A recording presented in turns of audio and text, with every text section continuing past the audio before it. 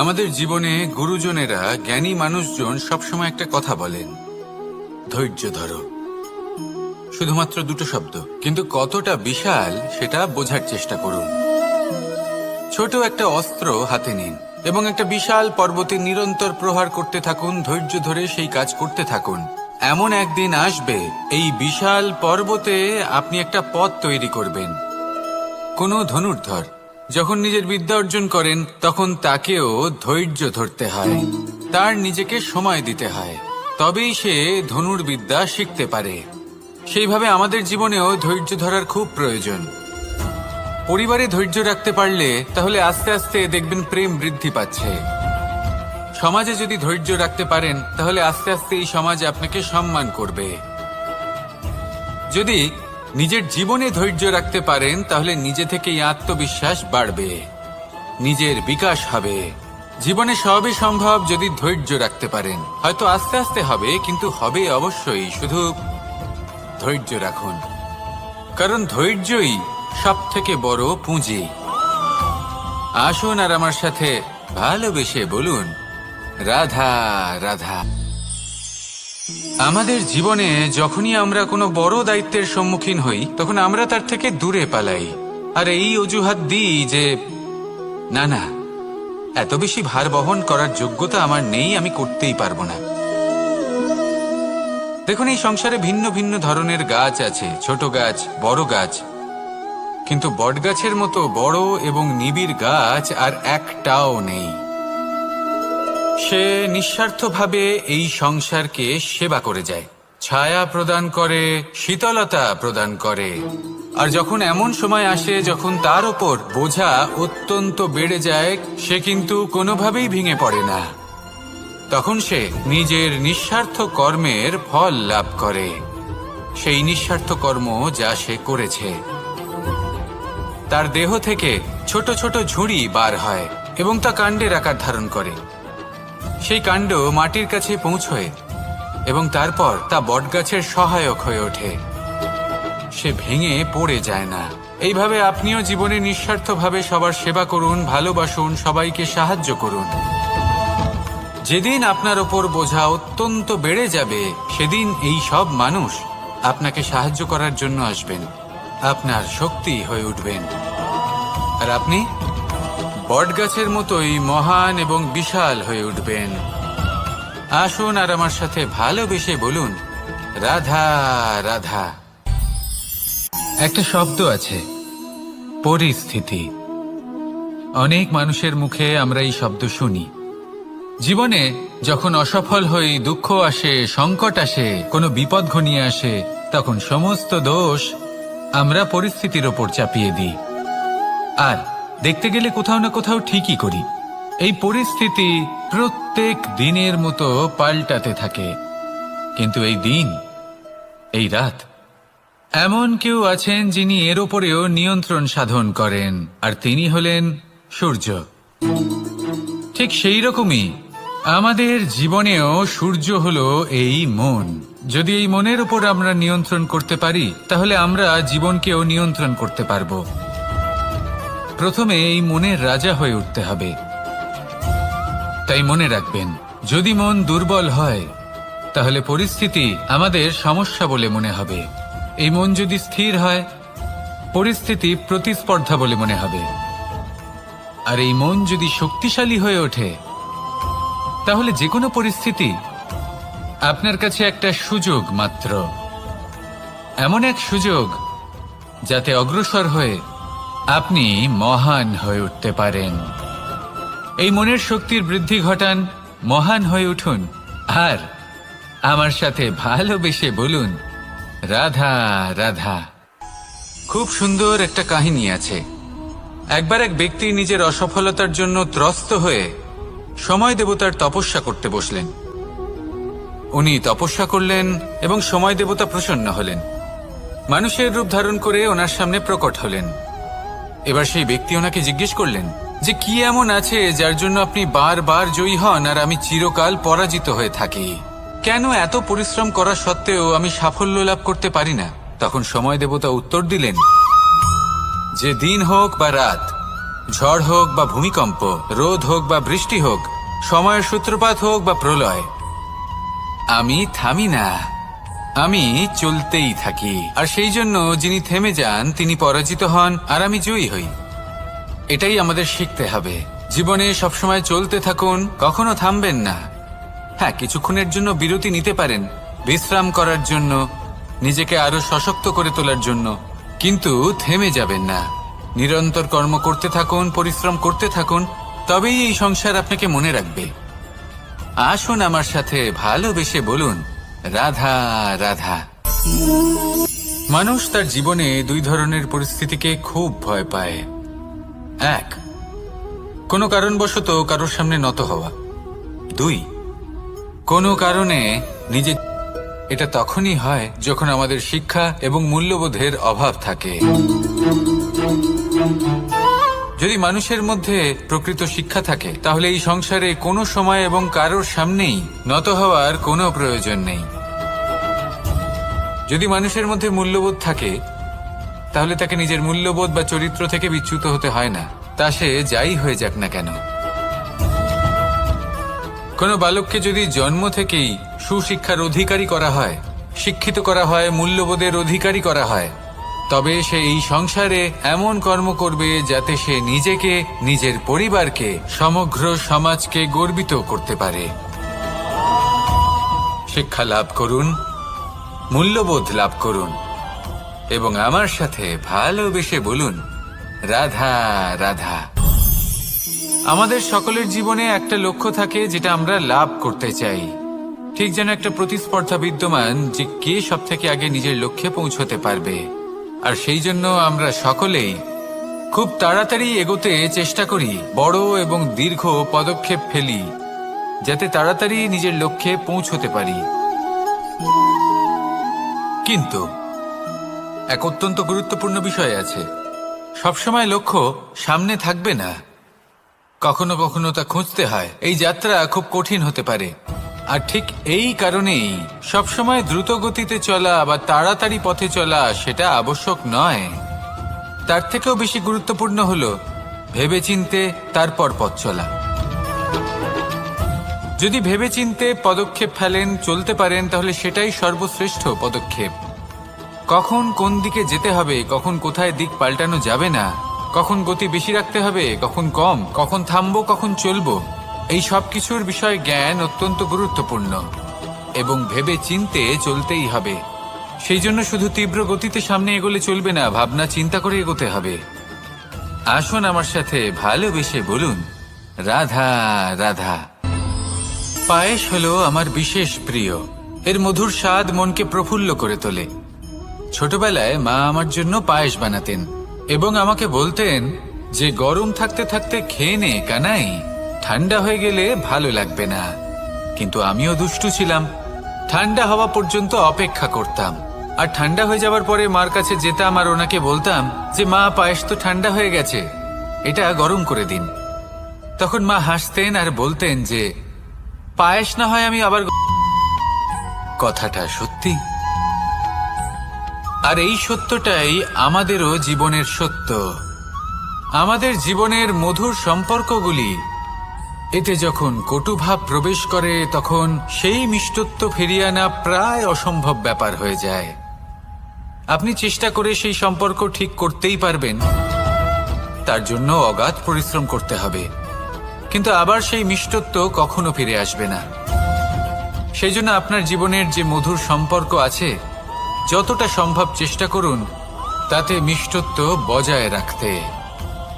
কটুভাব আসতে দেবেন না। আসুন আর আমার সাথে মধুর স্বরে বলুন, রাধা রাধা। শব্দ, শব্দ আসলে কি? শুধুই কয়েকটি অক্ষরের সমষ্টি, নাকি আমাদের বাণী? এই শব্দ এমন এক শক্তি যা কাউকেই নিজের বশবর্তী করে ফেলতে পারে। শব্দ এমন এক অস্ত্র যা কাউকে ক্ষত বিক্ষত করে দিতে পারে। এই শব্দ হলো একটি নাদ স্বরূপ যা কোনো ঘুমন্ত ব্যক্তিকেও জাগিয়ে তুলতে পারে এবং নিজের লক্ষ্যের দিকে অগ্রসর করতে পারে। শব্দে এত শক্তি আছে যে কারোর মনে এতটা আঘাত দিতে পারে যে সে হয়তো জীবনে আর কখনো এগোতেই পারল না। তাহলে এই শব্দের প্রয়োগ খুব ভেবেচিন্তে করবেন। এবং এই শব্দের মতোই হলো নীরবতা। অনেক সময় এই নীরবতা আমাদের সহায়ক হয়ে ওঠে। অনেক সময় এটা আমাদের অনুশোচনাকে অনেক বেশি বাড়িয়ে তুলতে পারে। ভীষ্ম পিতামহ, অঙ্গরাজ কর্ণ যখন দ্রৌপদীর বস্ত্রহরণ হচ্ছিল তখন এনারা নীরব ছিলেন। দুর্যোধনের বিরোধিতা করেননি, ওকে বাধা দেননি। আর তারপর কি হলো সেটা আপনারা সকলে জানেন। দেখতে গেলে নীরবতা চুপ করে থাকা, কিন্তু যদি কোনো দুষ্টের সামনে চুপ করে থাকেন, যদি তার বিরোধিতা না করতে পারেন, তাহলে এই নীরবতাই অনেক বড় পাপের আকার ধারণ করে। মনে রাখবেন আর আমার সাথে ভালোবেসে বলবেন, রাধা রাধা। আভূষণ। কার না ভালো লাগে এই আভূষণ? আমরা পরিশ্রম করি, ধন অর্জন করি আর আভূষণ কিনে থাকি, কখনো নিজের জন্য, কখনো বা তাদের জন্য যাকে আমরা ভালোবাসি, বা তাদের জন্য যাকে আমরা সম্মান করি। হয়তো সেই জন্যই সীতা চূড়ামণি ধারণ করেছিলেন এবং আমি সামন্তকমণি। কিন্তু এটাই কি সেই প্রকৃত আভূষণ যা আপনার মূল্য বৃদ্ধি করে? না। শ্রীরামের আভূষণ হল ওনার নম্র ভদ্র ব্যবহার। মাতা সীতার আভূষণ হল ওনার সততা, ওনার নিষ্ঠা, ওনার ত্যাগ। অর্জুনের আভূষণ ছিল ওনার একাগ্রতা। রাধার আভূষণ ওনার প্রেম।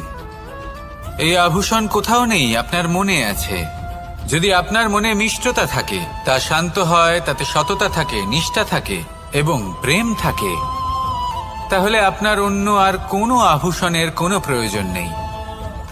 আপনি যতই ভিড়ের মাঝে থাকুন, আপনার ঔজ্জ্বল্য চোখে পড়বে। আসুন আর আমার সাথে ভালোবেসে বলুন, রাধা রাধা। এই সংসারের সবথেকে বড় সত্যি হলো জন্ম এবং মৃত্যু।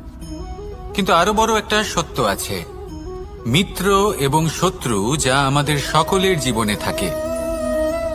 মিত্র সে যে আমাদের সঙ্গ দেয় এবং সংসারের সবথেকে উঁচু শিখরে আমাদের নিয়ে যায়, এবং শত্রু সে যে যে কোনো মুহূর্তে যে কোনো শিখর থেকে আমাদের নিচে ফেলে দিতে পারে।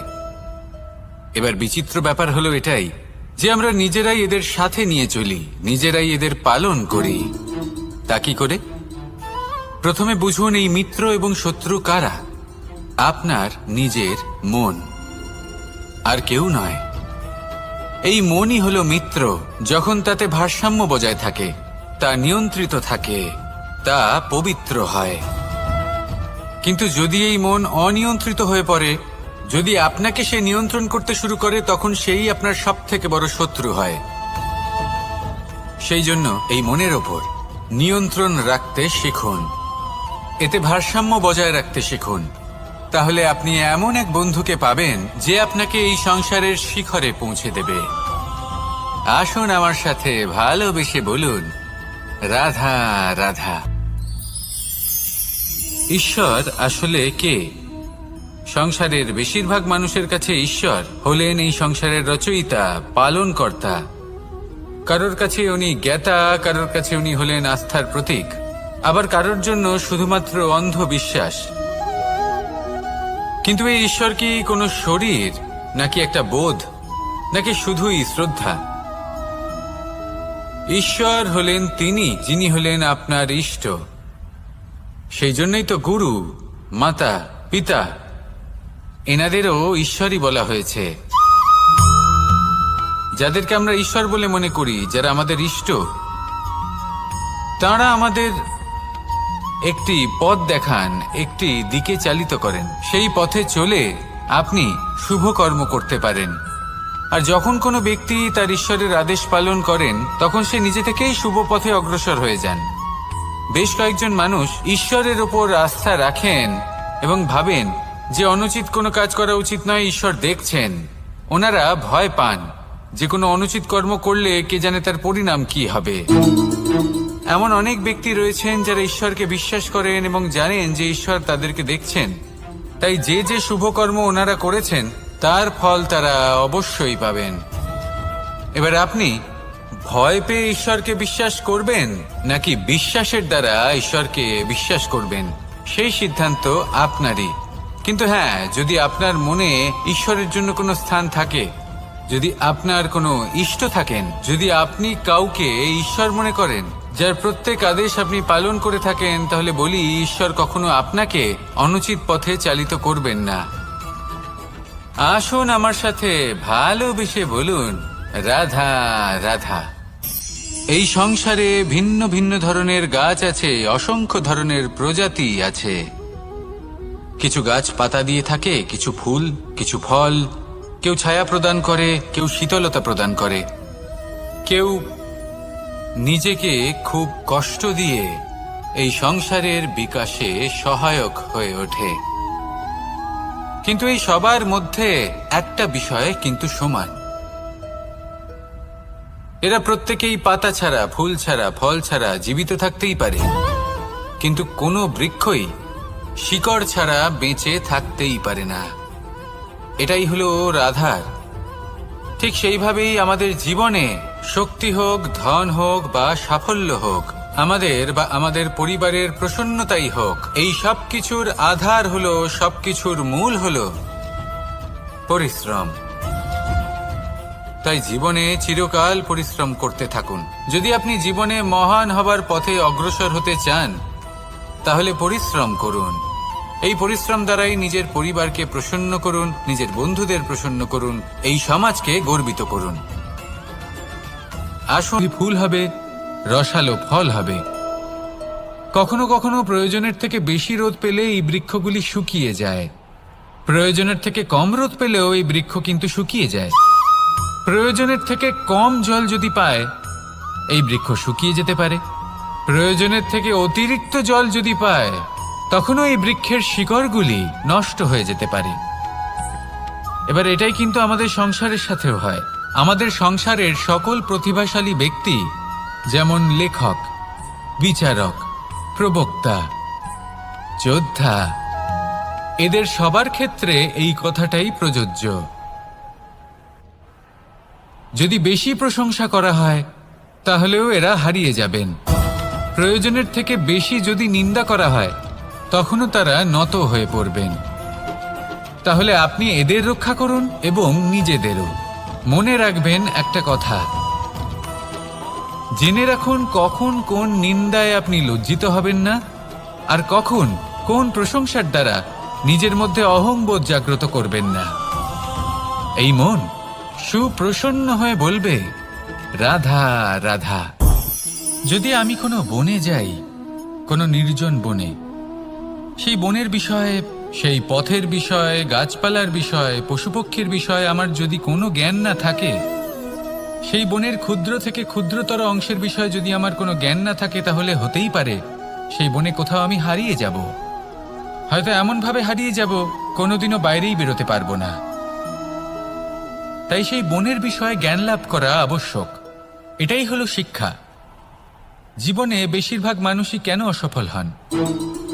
ওনারা একটা লক্ষ্য স্থির করেন, কিন্তু সেই পথের বিষয়ে তারা পর্যাপ্ত জ্ঞান অর্জন করেন না। সেই পথে কি বিপদ আসতে পারে প্রত্যেকটা পৃষ্ঠার জ্ঞান তাদের নেই, আর সেই জন্যই তারা অসফল হন। আপনি জীবনে যখনই কোনো লক্ষ্য স্থির করবেন, কোনো লক্ষ্য সাধন করবেন, পরিকল্পনার সাথে সেই পথে অগ্রসর হন। সেই পথকে বোঝার চেষ্টা করুন, সেই পথের বিপদ সম্পর্কে জ্ঞান লাভ করুন, সবকিছু জানার চেষ্টা করুন, অজানা তথ্য আহরণ করুন, আর তারপর সেই লক্ষ্যের প্রতি নিজেকে সমর্পিত করুন।